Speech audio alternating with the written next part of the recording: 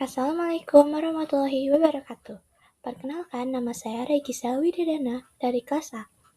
Pada kesempatan kali ini, saya akan mempresentasikan tugas mata kuliah kimia organik dengan judul Analisis Struktur, Sintesis, dan Mekanisme Reaksi Antalgin. Presentasi ini akan saya bahas mulai dari latar belakang, struktur kimia, proses pembuatan, hingga kesimpulan.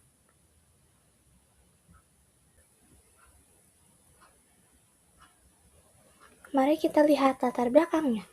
Antalgin atau sering disebut juga metamizol sodium adalah obat yang termasuk golongan turunan pirazolon.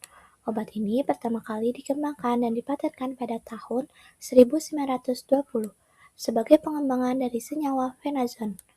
Secara fungsi, antalgin dikenal sebagai obat pereda nyeri yang cukup kuat, sekaligus penurun demam, sering digunakan untuk nyeri pasca operasi, nyeri sendi, hingga demam tinggi. Namun, di balik manfaatnya, obat ini juga memiliki catatan khusus. Di beberapa negara, penggunaannya dibatasi karena resiko efek samping serius, seperti penurunan jumlah sel darah putih. Oleh karena itu, penting untuk memahami struktur dan cara kerja agar penggunaannya tetap aman dan sesuai aturan.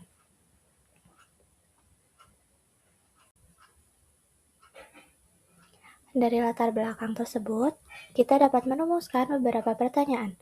Pertama, bagaimana struktur kimia dan gugus fungsi pada antalgin? Kedua, bagaimana proses sintesis dan mekanisme reaksi pembentukannya? Ketiga, bagaimana hubungan antara struktur molekul dengan sifat dan khasiat obat ini? Adapun tujuan adalah untuk menganalisis struktur molekulnya, menjelaskan tahapan pembuatannya, serta memahami mengapa antalgin memiliki sifat fisika dan kimia seperti yang kita ketahui.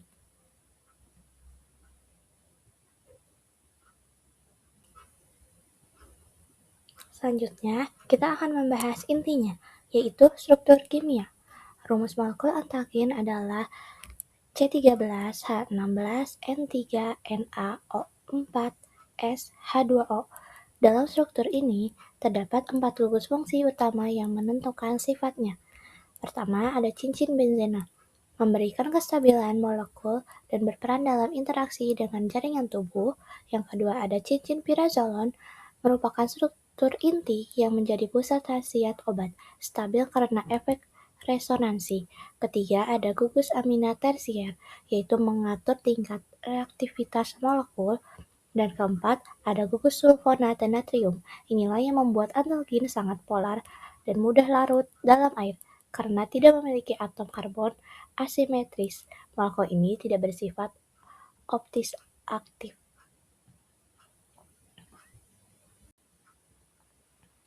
Berikutnya, kita lakukan analisis lebih rinci mengenai struktur molekulnya. Ada hibridisasi, atom karbon pada cincin benzena dan cincin pirazolon bersifat sp2, sedangkan atom karbon gugus metil dan atom nitrogen pada gugus amina bersifat sp3. Jenis ikatan.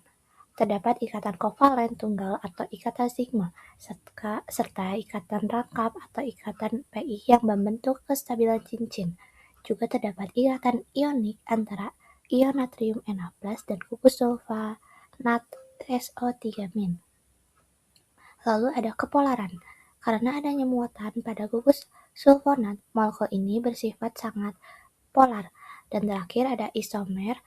Antalgin tidak memiliki atom karbon kiral, sehingga tidak memiliki isomer optik dan bersifat akiral.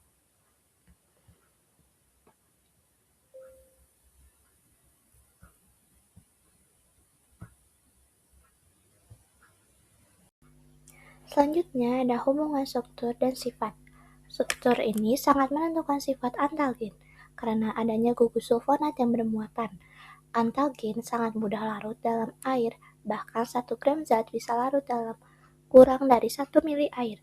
Inilah alasan mengapa obat ini bisa dibuat dalam bentuk suntikan yang cepat masuk ke dalam aliran darah. Namun, ada sisi lemahnya.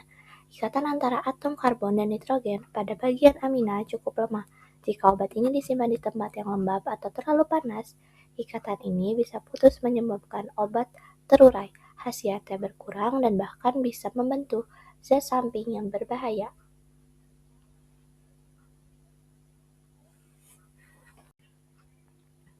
Sintesis dan mekanisme reaksi. Berikutnya, proses pembuatan atau sintesisnya dilakukan dalam 3 tahap utama.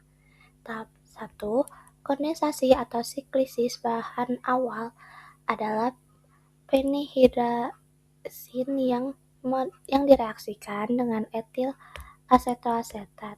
Reaksi ini melepaskan air dan etanol, lalu membentuk struktur pirazolon yang disebut 1-fenil-3-metil 5-pirazolon. Suhu dijaga agar reaksi berjalan sempurna. Tahap kedua, reaksi metilasi. Selanjutnya, molekul tersebut ditambah gugus metil melalui reaksi substitusi nukleofili. Hasilnya adalah senyawa perantara yang dikenal sebagai antipirin. Tahap ketiga, reaksi sulfonasi.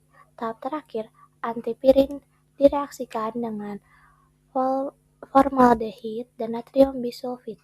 Reaksi ini menambahkan gugus metanasulfonat. Hasilnya adalah antalgin dalam bentuk garam natrium yang sangat larut air. Semua tahap ini harus dikendalikan suhunya sekitar 40 derajat hingga 50 derajat Celcius agar tidak terbentuk zat samping yang tidak diinginkan.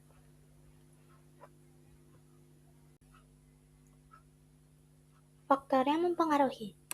Berikutnya, ada beberapa faktor yang penting menentukan berjalannya reaksi pembentukan antalgin.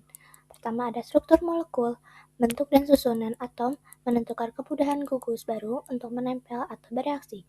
Lalu ada jenis pelarut, menggunakan air atau etanol membantu melarutkan zat awal dan mempercepat tumbukan antara molekul. Lalu ada suhu terkontrol, harus dijaga pada rentan 40-50 derajat Celcius agar reaksi berjalan lancar tanpa merusak molekul. Dan terakhir, efek resonansi dan induksi mempengaruhi kepadatan muatan pada atom sehingga mengatur kecepatan dan arah reaksi yang terjadi.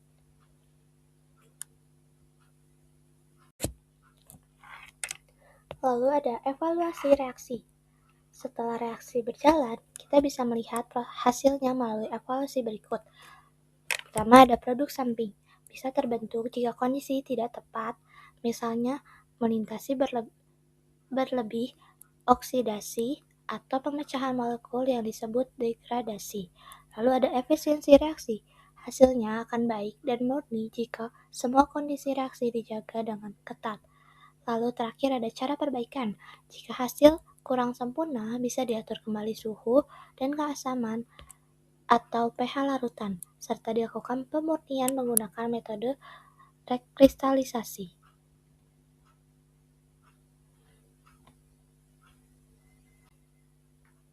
Sebagai penutup, berikut adalah kesimpulannya. Pertama, struktur kimia antalgin menentukan sifat fisika, kelarutan, dan kestabilannya.